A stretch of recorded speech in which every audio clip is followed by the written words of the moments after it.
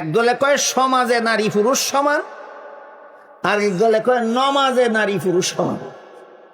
সমাজে যারা নারী পুরুষ সমান কয় তাদের মতবাদের ব্যাখ্যা দিয়ে আমি সারা রাতে শেষ করতে পারবো না। শুধু একটা কথা বলি, আল্লাহ পবিত্র কোরআনের সূরা নিসা এর 11 নম্বর আয়াতে বলেছেন, ওয়ালিদ জাকারি মিসলু হাজ্জিল উনসায়াইন। এর অর্থ হলো পিতামাতা মারা গেলে পিতামাতার তেজ্য সম্পদে ছেলে পাবে 2 অংশ, মেয়ে পাবে 1 অংশ। শুনেছেন আর কোনদিন? এটা আল্লাহর বিধান, ইসলামের আইন। কিন্তু বর্তমান বাংলাদেশের অনেক বড় বড় শিক্ষিত বিশাল একটা দল যারা বলে আমরা যেহেতু নারী পুরুষের সমান অধিকার চাই, তাই ছেলেকে 2 অংশ দিয়া মেয়েকে 1 অংশ দিলে সমান অধিকার থাকে না। সমান অধিকার রক্ষা করতে হবে। ছেলে মেয়েকে যে পরিমাণ দেওয়া হয় ছেলেকেও সেই পরিমাণ দিতে হবে। এরা নারী পুরুষ সমান কয় নমাজে না সমাজে? এরা নারী পুরুষ সমান কয় সমাজে। আল্লাহ কেন এই অভিশাপটা মেয়েদের সাথে করলেন? এদের ভাষাটা এমন, এদের ভাব ভঙ্গি এবং কথাবার্তায় বোঝা যায় যে আল্লাহ ছেলেকে 2 অংশ দিয়া মেয়েকে 1 অংশ দিয়া জঘন্যতম অপরাধ করেছেন। কাজে আল্লাহ এই বেশকম করিয়া বৈষম্য করিয়া ছেলে মেয়েকে সমান না করে এখানে কি পরিমাণ অবিচারটা করেছেন মেয়েদের প্রতি আমাদের একটু খোলাসা করে আলোচনা করে বোঝা দরকার। ইসলামের বিধানে ছেলের জীবনে খরচের খাত আছে 3টা। সাবালক হওয়ার পর থেকে নিজের লালন পালনের দায়িত্ব নিজেরই, বিয়ে করার পর থেকে বউ ফেলার দায়িত্ব তার, সন্তানাদি জন্ম হওয়ার পর থেকে সন্তান পালার দায়িত্ব তার। বুঝে থাকলে বলুন তো, ছেলের জীবনে খরচের খাত কটা? অংশ পাইছে 2টা। মেয়ের জীবনে বিয়ের পূর্ব পর্যন্ত লালন পালনের দায়িত্ব বাবার, বিয়ের পর থেকে মরণ পর্যন্ত লালন পালনের দায়িত্ব স্বামীর। নিজের লালন পালনের দায়িত্ব নাই, স্বামী পালার দায়িত্ব নাই, সন্তান পালার দায়িত্ব নাই। মেয়ের জীবনে খরচের খাত নাই একটাও, অংশ পাইছে 1টা। ছেলের খরচ আছে 3টা, অংশ পাইছে 2টা। মেয়ের খরচ নাই একটাও, অংশ পাইছে। এবার বলেন, 3 খরচ হলায় 2 অংশ পাইলে বেশি পায় না নাই খরচ হলার 1 অংশই বেশি? পণ্ডিতের ঘরের পণ্ডিতে অত কথা বুঝে না, খালি বুঝে 1 থেকে 2 বেশি। বুঝাইতে পারলাম বিষয়টা?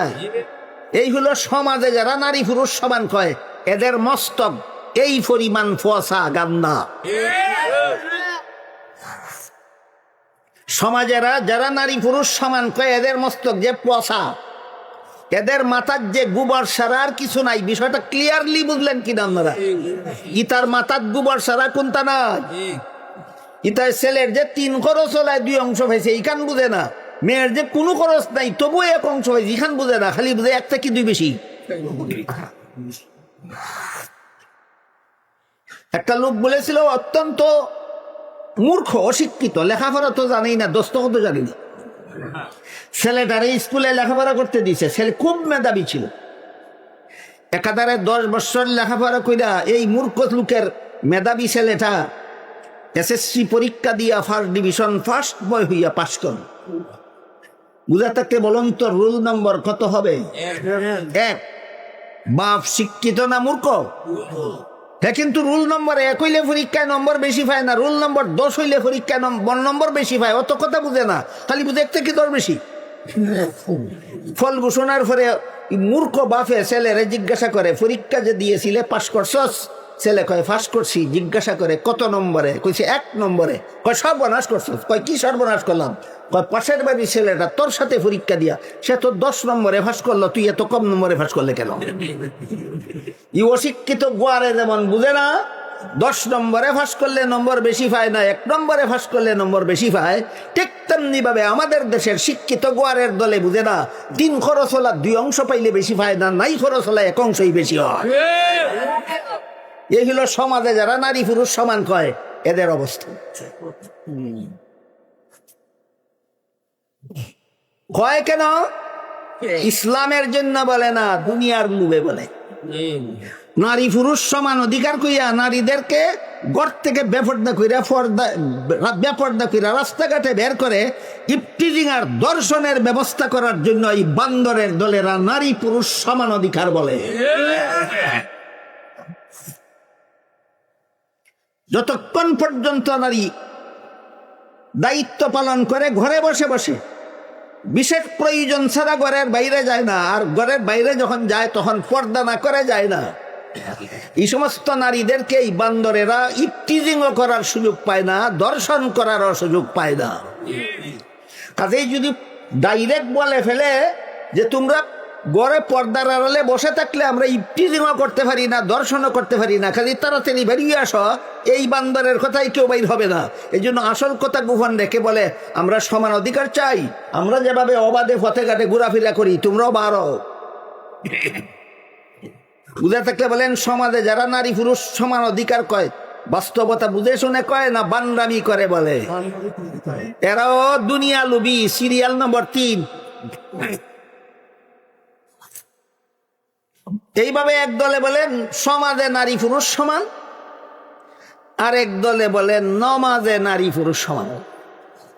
পুরুষের যেমন মসজিদে গিয়ে জমাতে নামাজ পড়তে হবে, মুখ খোলা রাখতে হবে, মহিলাদেরও মসজিদে গিয়ে জমাতে নামাজ পড়তে হবে, মুখ খোলা রাখতে হবে। মতলবটা কি তা তো বেটিন দিয়ে মুখ খুলিয়া মসজিদও নিতে চাস, মতলবটা কি তা তো হিতায় ফতোবাইর ফিরে বেটিনতের মুখ দেখতে চায়, আর তুই মসজিদও নিয়ে বেটিনতের মুখ দেখতে চাস, হিতার থেকে তুই বড় বদমাইশ। দুনিয়ার লোভ 3 প্রকার, মনে আছে কথা? এক প্রকার লোভের নাম হইল পদের লোভ, আরেক প্রকার লোভের নাম হইল ধনের লোভ, আরেক প্রকার লোভের নাম হইল নারীর লোভ। এবার বলেন যারা নারী পুরুষ সমাজে সমান বলে এরা দুনিয়া লোভী কিনা? Serial number. আর যারা বলেন নারী পুরুষ মুখ খোলা রাখে মসজিদে গিয়ে জমাতে নামাজ পড়তে হবে, এরাও দুনিয়া লোভী। Serial number 3। এরা ফটোঘাটো দেখতে চায়, এরা মসজিদও নিয়ে দেখতে চায়।